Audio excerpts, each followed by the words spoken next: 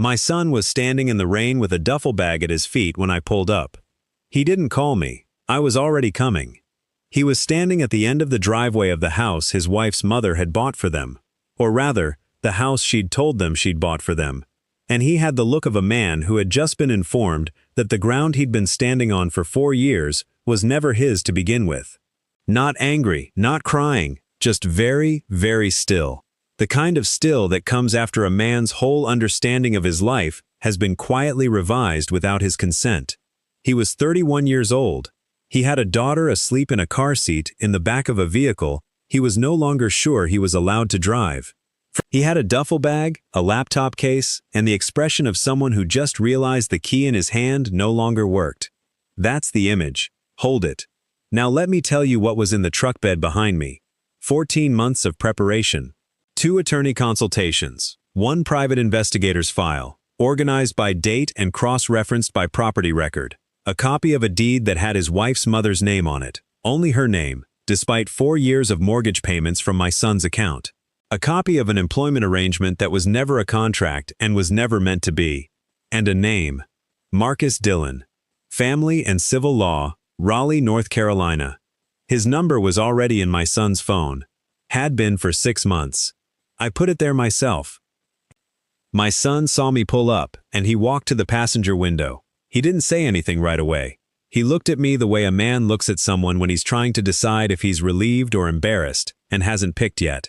I said, "Get in the truck, son." He said, "Dad, did you know?" I said, "Get in the truck first." He got in.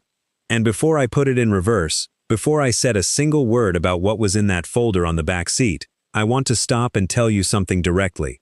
Because if you're watching this right now, if this is the kind of story that pulled you in from whatever else you were doing tonight, then you already know something about what I'm describing. You've seen it, maybe not from the outside, the way I saw it, maybe from the inside, the way my son lived it. Here's what I need from you, before we go any further. If this story is already pulling at something in your chest, drop a comment right now telling me where in the world you're watching from. Your city, your country, your corner of this earth. Hit the like button if you believe a father should protect his son at any cost. Subscribe to Roman's Revenge Stories and turn on notifications, because what I'm about to tell you across the next few chapters is the kind of story you'll want to be here for when the next one comes. Every single subscriber keeps this channel breathing, and trust me, you don't want to miss what came next. Now, let me back up 14 months and tell you exactly how I got to that driveway before my son did. My name is Roman Vance. I'm 64 years old, retired civil engineer. I spent 35 years calculating load-bearing capacity, figuring out exactly how much weight a structure could hold before it failed. I tell you that because it matters. Because that's exactly the skill I ended up using on my own family. Not on bridges, not on buildings, on a woman named Sylvia Hartwell. But we'll get to her. First, my son. His name is Daniel. And if you want to understand why this story cuts the way it does, you need to understand what kind of man Daniel is. He's the kind of man who shows up early. Not to impress anyone. Just because being late feels disrespectful to him. He coached youth basketball for 3 years at a community center that couldn't afford to pay him. He still sent handwritten birthday cards to his former students, long after they'd moved on. When his mother passed, Daniel was 14, he didn't fall apart. He got quieter. He folded his grief up neatly and put it somewhere private. And then he got up every morning and made breakfast before school, so I wouldn't have to. I raised him alone after Margaret died. Ovarian cancer. 14 months from diagnosis to the end. I want you to sit with that number for a second. 14 months.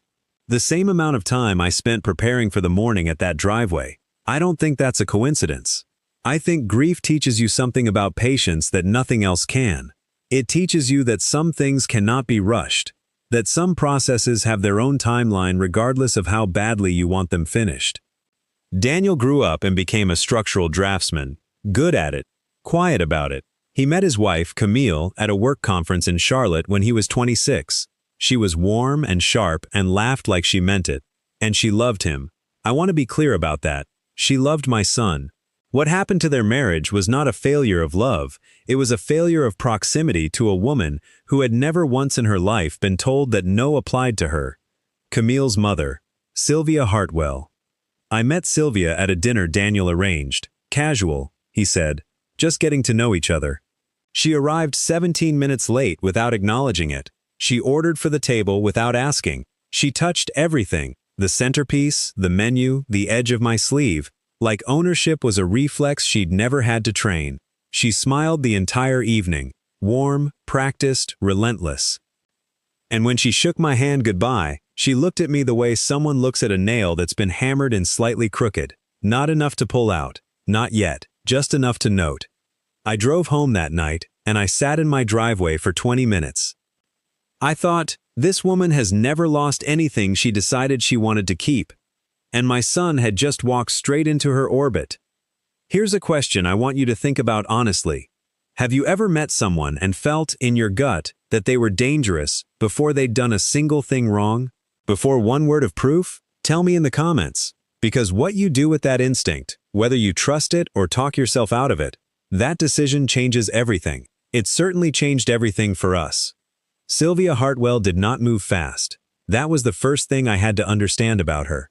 Fast women make noise. They leave evidence. Sylvia moved the way water moves through a foundation, slowly, silently, and by the time you notice the damage, it has already been there for years. She started with generosity.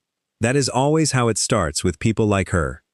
3 months after Daniel and Camille married, Sylvia called a family dinner at her estate, a 7-bedroom property outside Raleigh, with a gate that opened by code and closed behind you before you'd finished pulling through.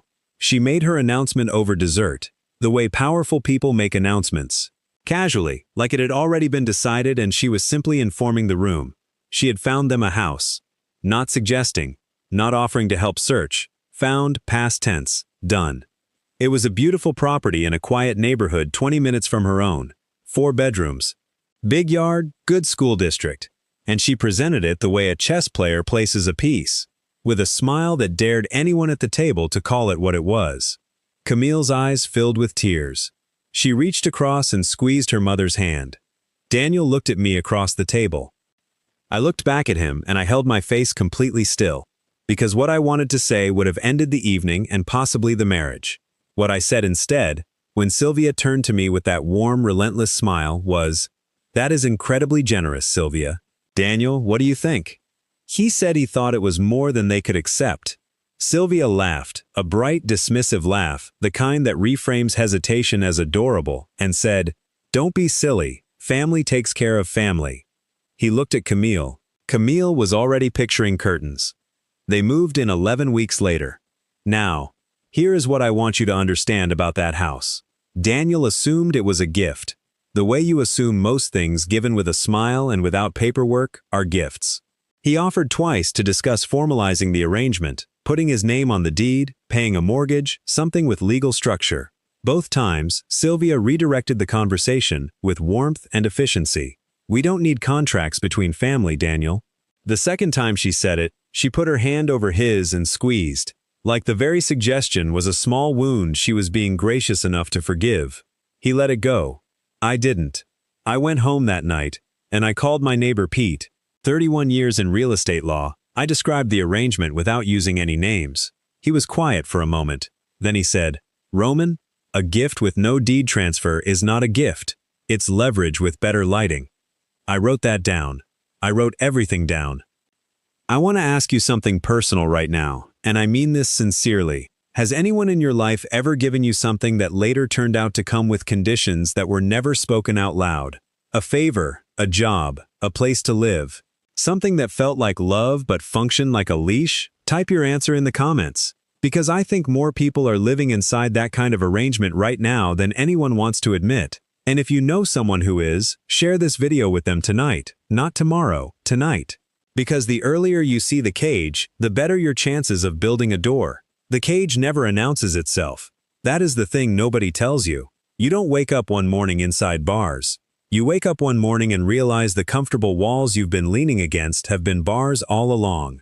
And by the time you see them clearly, you've already built your whole life around their shape. It started with the job. Daniel had built a steady career as a structural draftsman with a firm in Raleigh. Good work. Honest work. The kind that left him tired in a way he was proud of. 14 months into the marriage, Sylvia mentioned, casually, over Sunday lunch, the way she did everything consequential, that she had a position for him. Her property development company was expanding. She needed someone who understood structures, load calculations, site assessments, someone she could trust. She looked directly at Daniel when she said the word trust. He told her he appreciated it, but that he was happy where he was. She nodded. She moved on. She did not press. 2 weeks later, Daniel's firm lost a major municipal contract. Restructuring followed. His position was eliminated. He never once suspected the two events were connected. I did not tell him what I suspected. I had no proof yet, only the cold arithmetic of timing.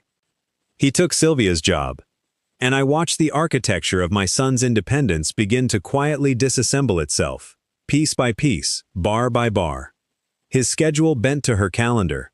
Family dinners at her estate became standing obligations, not invitations, obligations. Camille began measuring decisions against what her mother would think before she measured them against what she herself felt. I watched my daughter-in-law, a woman with her own sharp instincts and genuine warmth, slowly outsource her judgment to the woman who had spent 30 years making it feel safer not to have any. And Daniel, my son, he adapted the way good men adapt, by working harder, by telling himself the discomfort was temporary, by focusing on Camille and their daughter Lily, who arrived in the second year of the marriage with a full head of dark hair and her father's stubborn chin. Lily changed everything, and nothing. She made Daniel more anchored, more determined to make it work, more willing to absorb what he should have refused. Because that's what a good father does, he tells himself.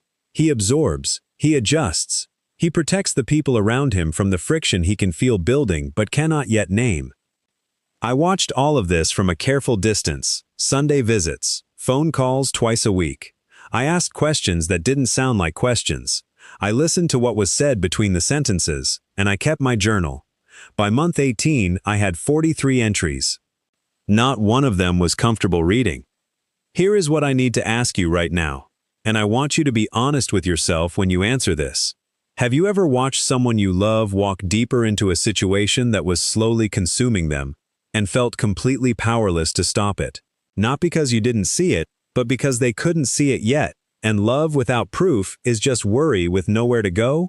If that has ever been you, if you have ever carried that specific helpless weight, type the number 1 in the comments right now. Just the number 1. I want to see how many of us have sat in that silence, because I promise you, you are not as alone in it as it feels. And I promise you something else. The silence does not last forever. There is a moment in every long patience when something shifts. Not an explosion, not a confrontation, just a quiet internal click. The sound of a decision being made in a place so deep inside you that you don't even hear it consciously. You just notice, afterward, that something has changed, that you have moved from watching to acting, from carrying to building. My click came on a Tuesday evening in November. Daniel called me at 7:14 p.m. I remember the time because I had just sat down with coffee and the specific silence of a house that has been empty long enough to feel like company. He didn't sound upset. That was the first thing that unsettled me. He sounded the way a man sounds when he has been told something so cleanly wrong that his mind hasn't finished deciding how to feel about it yet. He said, "Dad, Sylvia is putting the house on the market." I set my coffee down. He said Sylvia had informed them, not asked, informed, that she was restructuring her property holdings. The house they'd lived in for nearly 4 years, the house where Lily had taken her first steps, where Daniel had spent 3 weekends painting the nursery a specific shade of yellow because Camille had seen it in a magazine and loved it. That house was being listed. They had 60 days. He said Camille seemed to already know, that when he looked at her across the kitchen, she wouldn't meet his eyes. I asked him one question. I asked if his name was on the deed. Long silence. She always said it was being handled, he told me. I said, "Daniel, listen to me carefully. Do not sign anything, do not move anything, and do not have any further conversations with Sylvia about this until you've spoken to me in person. Can you do that?" He said yes. He sounded like a man standing in a room that has just become unfamiliar. I hung up. I sat for exactly 4 minutes. Then I called Pete. Then I called a private investigator named Carl Brody. Quiet, methodical, vouched for by Pete. And I told him I needed everything. The deed. The employment arrangement. Any legal structure connecting Sylvia Hartwell to my son's life that my son didn't know existed. I told him I needed it documented, organized, and airtight. Carl said, "How far back do you want me to go?" I said, "Start from the house. Then follow the money." What he came back with 3 weeks later took me 2 full evenings to read completely, and when I finished, I sat back in my chair and I thought about every single moment I had watched and noted and filed away for 18 months. Every dinner, every redirected conversation, every warm smile deployed at precisely the right moment to close a door that was about to be opened. It was all there. Structured, layered, deliberate. The house had never been transferred. The employment arrangement contained a clause, buried on page 4 of a document Daniel had signed without independent legal review, that allowed termination without notice and without compensation, at Sylvia's sole discretion. She hadn't built a cage out of cruelty. She had built it out of habit. Out of the absolute unquestioned certainty that the people around her existed within a structure she controlled. That was almost worse, because cruelty you can fight directly. Habit this deep, this architectural, that requires a different kind of response entirely. Here is what I want to ask you right now. And I want you to really sit with this one. Have you ever discovered that someone you trusted had been making decisions about your life, quietly, deliberately, without ever once asking for your input? That the ground you thought was yours had someone else's name on it all along? How did that feel the moment you realized it? Tell me in the comments, because that moment, that specific moment of clarity, is something I think far more people have experienced than ever talk about openly. And the next chapter is where everything I had been building in silence finally became a weapon. I want to tell you something about preparation. Real preparation, not the kind you do in a panic, scrambling after the damage has already landed.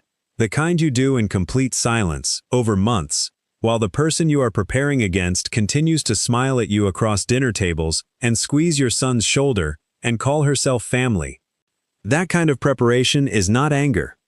It is architecture. And I had spent 35 years learning how to build things that do not fall. The morning after Carl delivered his findings, I drove to Raleigh. Not to Daniel. Not yet. I drove to the office of Marcus Dillon, family and civil attorney, recommended by Pete, no prior connection to the Hartwell name or any of Sylvia's associated firms. I sat across from him for 2 hours. I laid out everything Carl had documented. The deed registered solely in Sylvia's holding company. The employment clause. The absence of any independent legal counsel during Daniel's signing of the work arrangement. The pattern of financial dependency constructed so gradually that it looked, from the outside, like nothing more than a generous mother-in-law helping a young family find their footing. Marcus listened without interrupting. When I finished, he was quiet for a moment. Then he said, "Mr. Vance, what she has built here is not illegal, but what she has built here is absolutely actionable. And the difference between those two things is exactly where we are going to work." I paid the retainer that afternoon. Out of savings I had been quietly moving for 6 months. Money I had earmarked for Daniel's future long before any of this began. It felt right that it would still serve that purpose, just not in the way I had originally imagined. Over the following 8 months, Marcus and I built the case layer by layer. Carl continued digging and found 2 former employees of Sylvia's development company who had been removed from their positions under arrangements strikingly similar to Daniel's. No formal termination, no severance, just a quiet structural reorganization that left them with nothing on paper to stand on. I called both of them. I listened for a long time. One of them, a man named Gerald, who had managed 3 of Sylvia's commercial properties for nearly a decade, said something I wrote directly into my journal. He said, "She doesn't end things, she just stops maintaining them until they collapse on their own. Then she acts surprised at the rubble." I read that sentence 4 times. Then I thought about my son in his borrowed office, in his borrowed house, building a life on a foundation that had someone else's name poured into every inch of its concrete. And something in me went completely still. The way a structure goes still, just before you test its load capacity, calm, certain, ready. I did not tell Daniel any of it. I know how that sounds. I know there are people watching right now who are already forming an opinion about that decision. And I want you to hold that opinion, hold it right there, because I am going to ask you about it directly before this story is over. And I think your answer will tell you something important about yourself. What I will tell you is this. I knew my son. I knew that if I came to him with half a case, with suspicions and documents but no complete strategy, he would go directly to Camille, and Camille, whatever she knew or suspected, was still standing inside her mother's orbit. The information would reach Sylvia before the ink dried on our first filing. And Sylvia, with her lawyers and her resources and her 30 years of arranging things quietly, would have a prepared response before Daniel had finished his first sentence. I needed her caught without one. So I waited. And I built. And every Sunday I sat across from my son at his kitchen table, the kitchen table in the house that was not his, and I drank coffee, and I listened to him talk about Lily's latest words and the project he was proud of at work, and I smiled, and I kept building. Here is my question for you right now, and this one is deeply personal, so I want your most honest answer in the comments. If you discovered that someone was slowly dismantling your child's life, piece by piece, with a smile on their face, how far would you go to stop it? And would you tell your child what you were doing, or would you protect them in silence? There is no wrong answer. But I want to know yours, because the answer reveals something true about the kind of love you carry. The morning it broke was a Wednesday in March. I was already dressed when my phone rang at 6:43 a.m. I had been dressed since 5:30, not because I knew the exact day, but because I had known for 3 weeks that we were close. Carl had picked up movement, a locksmith booked through one of Sylvia's property management accounts, scheduled for a residential address. Daniel's address. I had spent the previous night sitting in my living room in the dark, drinking cold coffee, running through every variable one final time, the way you walk a structure before you sign off on it. I answered on the first ring. Daniel's voice was the flattest I had ever heard it, flatter even than the night his mother died. Because grief has texture, what I heard in his voice that morning had none. It was the sound of a man standing in a space where all the texture had just been removed. He said, "Dad, my key doesn't work." I said, "I know, I'm already in the truck." Silence. Then, "What?" I said, "Your garage code won't work either. Don't try the back door. Don't knock. Walk to the end of the driveway and wait for me. Do you have Lily?" His voice shifted. The one gear that still had feeling left in it. "She's in the car seat. She's asleep. She doesn't know anything is wrong." I said, "Good. Keep it that way. Walk to the end of the driveway. I'm 12 minutes out." I want to slow this moment down for you, because I think it deserves to be felt properly. I am driving through the early morning dark, mist still sitting low on the road, my headlights cutting through it. In my back seat is a folder 14 months in the making. On my phone is Marcus Dillon's number, already pulled up, ready to dial the moment I need it. And somewhere ahead of me, at the end of a driveway leading to a house that was never truly his, my son is standing in the cold holding a sleeping 4-year-old girl and 2 suitcases that contain everything left of 8 years of his adult life. I have planned for this morning in every practical sense. No plan prepares a father for the sight of it. I pulled up and I saw him before he saw me. He was standing exactly where I told him to stand, duffel bag at his feet. Lily against his chest, still asleep, her head on his shoulder, completely unaware that her world had just been rearranged by a woman who had decided, at some point in the last 48 hours, that the lever was ready to pull. He walked to my window. He looked at me.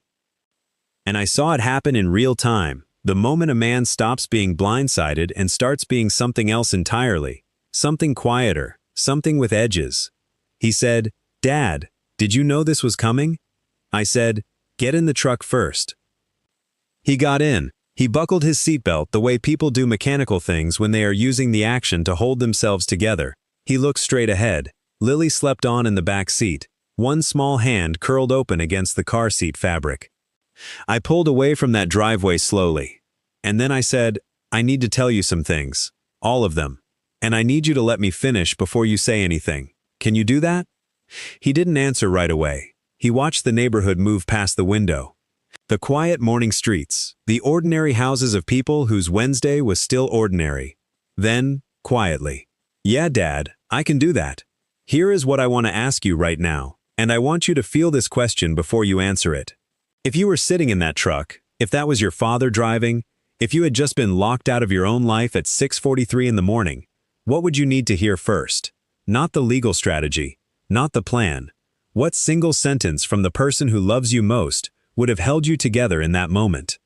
Tell me in the comments, because I think the answers are going to say something profound about what we all actually need when everything falls apart. And if this story is hitting close to something in your own life right now, share it. You never know who in your circle needs to hear it tonight. I told him everything. Not the way you rip a bandage off, the way you dismantle a structure that has been load-bearing for a long time.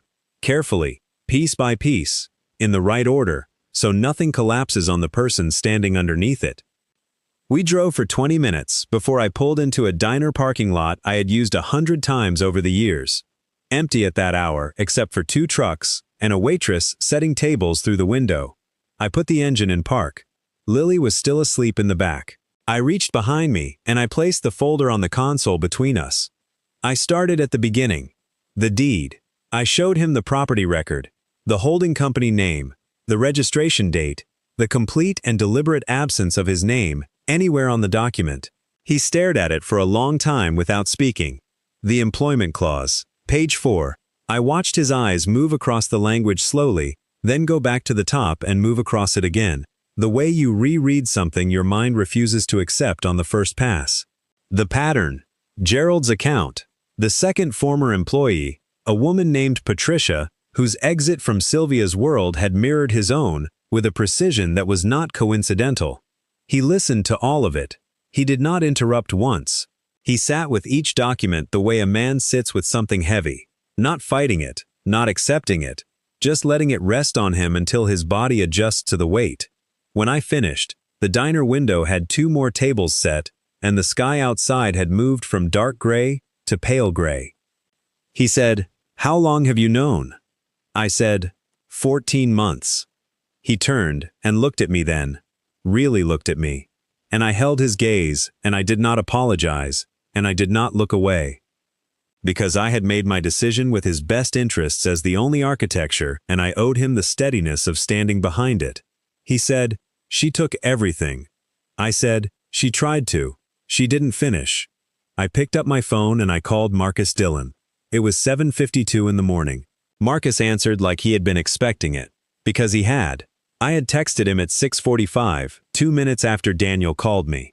I handed the phone to Daniel, and I got out of the truck, and I stood in the parking lot in the cold morning air, and I let my son have the first private conversation of his newly clarified life. Through the windshield, I could see him listening, nodding slowly. Once he pressed his hand flat against the dashboard, not in anger, in the way a man presses something solid when he needs to confirm the ground is still there. Marcus filed the first documents that same afternoon. The core of the case was precise. The failure to transfer the deed, despite explicit verbal assurances made in front of witnesses, created enforceable rights under North Carolina property law. A promise made and relied upon to a person's material detriment is not merely a broken word. In the right courtroom with the right documentation, it is a legally binding commitment. The employment clause, executed without independent counsel and buried in language a reasonable person would not have identified as consequential, carried its own serious vulnerabilities. And the pattern, Gerald, Patricia, and now Daniel, established something that a single case could not. It established a method. Sylvia's attorneys responded within 36 hours. They were fast, polished, and clearly prepared for some version of this. What they were not prepared for was the scope. They had anticipated a wounded son-in-law with a grievance. They had not anticipated 14 months of organized documentation, 2 corroborating witnesses with their own records, and an attorney who had spent 3 weeks doing nothing but learning the precise dimensions of their client's exposure. And then Camille did something nobody anticipated. She called Marcus's office on her own. I will not speak harshly of her. She was a woman who had been raised inside a structure so total that independent thought had always carried a cost she wasn't sure she could afford. But when she finally understood, fully, completely, what had been built around her husband and her marriage and her daughter's family, she made a choice that I believe cost her more than anyone in that room could see. She handed over documentation of her own, records that confirmed everything Carl had found and added dimensions we hadn't reached yet. She did it without being asked, without negotiation, without condition. I don't know what it took for her to make that call. I know exactly what it meant for us. Here is the question I need you to sit with right now, because this moment in the story is the one that stays with me longest. Camille had to choose between the woman who raised her and the man she married. Between the structure she was born into and the family she had chosen. That is not a small thing. That is the kind of choice that reshapes a person permanently. Have you ever had to choose between loyalty to the family you came from and loyalty to the family you built? Tell me honestly in the comments, because I think that specific crossroads is one of the loneliest places a person can stand, and I think more people are standing there right now than anyone realizes. The settlement took 5 months. I will not lay out every detail, because some of it remains sealed, and some of it belongs only to Daniel. But the outcome I will tell you completely, because you came here for the full story, and you have earned every word of it. The house was transferred into Daniel's name. Not sold, not negotiated away for a fraction of its value. Transferred. The very legal structure Sylvia had used to maintain her grip, the holding company, the unwritten promise, the years of relied-upon assurance, became the precise mechanism that enforced the transfer. The law has a long memory for promises made to people who rearranged their lives around them, and Marcus Dillon had spent 5 months making sure that memory was documented, dated, and undeniable. The employment compensation claim was settled separately. The clause Sylvia had buried on page 4, the one she had clearly intended as an exit mechanism requiring no explanation and carrying no cost, was used against her with a precision I found quietly satisfying in the way that only justice delivered through the exact tool used to cause the harm can be satisfying. Daniel received back pay, damages, and legal fees. Every cent. The prenuptial agreement Camille had signed, drafted by an attorney with a documented 7-year professional relationship with Sylvia's primary law firm, a relationship never once disclosed to Camille before she signed, was reviewed and challenged on independent counsel grounds. It did not survive that review intact. Sylvia never saw the inside of a courtroom. I want to be honest with you about that. What she had constructed was careful enough to remain on the civil side of every relevant line, and I am not naive about what resources can accomplish in that regard. But 2 of her largest development partners, once the pattern documented in those proceedings became visible to them, quietly and permanently stepped back from their association with her. A commercial project she had spent 2 years positioning collapsed in financing when its primary backer conducted their own due diligence and did not like what the public record now contained. The Hartwell name, which had once opened every door in 3 counties without a knock, began to find certain doors already closed on arrival. I will take that. I will take that without hesitation or apology. Now I want to tell you what this whole thing taught me. Because I did not go through 14 months of silence and preparation and the specific grief of watching my son not know what I knew, I did not go through all of that, just for a settlement. I went through it for what comes after, for the part that doesn't fit neatly into a legal filing. The most dangerous people in your life will rarely raise their voice at you. They will smile, they will give generously, and without apparent condition. They will use the language of family and love and loyalty to build a structure around you, so gradually and so comfortably that by the time you feel the walls, you have already organized your entire life to fit inside them. The thing Camille understood, in the end, at great personal cost, that no one else in that family ever did, is that protecting the people you love sometimes means standing against the person who raised you. That is not betrayal. That is the hardest and most honest form of love there is. So here is something I need you to do today, not tomorrow, today. If someone has given you a home, a position, a future, go and look at the paperwork, read the deed, read the contract. Ask the questions that feel uncomfortable to ask, because the people who tell you not to worry about the details are very often the people who have read those details most carefully themselves. And here is the question I promised I would come back to, the one I asked you to hold. Was I right to keep my son in the dark for 14 months while I built everything in silence? Type 1 in the comments if you believe I did the right thing, that protecting someone sometimes means carrying the weight alone. Type 2 if you believe a father always owes his son the truth the moment he knows it, regardless of strategy or cost. Type 3 if you are somewhere in the middle, still turning it over, not fully settled either way. I will read every single one, because your answers matter to me, and they shape the stories I bring back to you. Daniel is living in the house now, his house.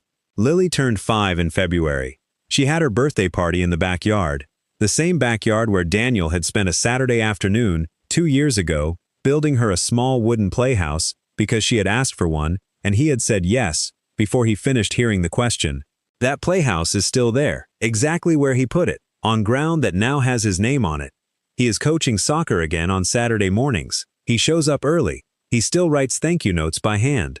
Some things the last 4 years could not touch. People ask me sometimes if I feel guilty for the 14 months of silence, for letting my son carry a life he didn't fully understand while I worked in the dark beside him. I don't have a clean answer. I know it was necessary. I know that love without strategy is sometimes just good intentions arriving too late. And I know that the morning I pulled up to that driveway, the morning I said, "Get in the truck, son," I had something in the back seat that transformed that moment from an ending into a beginning. That is all I was ever building toward. Before you go, if this story moved something in you, if it reached something real, do one quiet thing and subscribe to Roman's Revenge Stories. There are more stories coming. Stories about ordinary people who refuse to stay quietly inside the structures built around them, and every single subscriber is the reason I keep telling them. Stay a while. There is always more.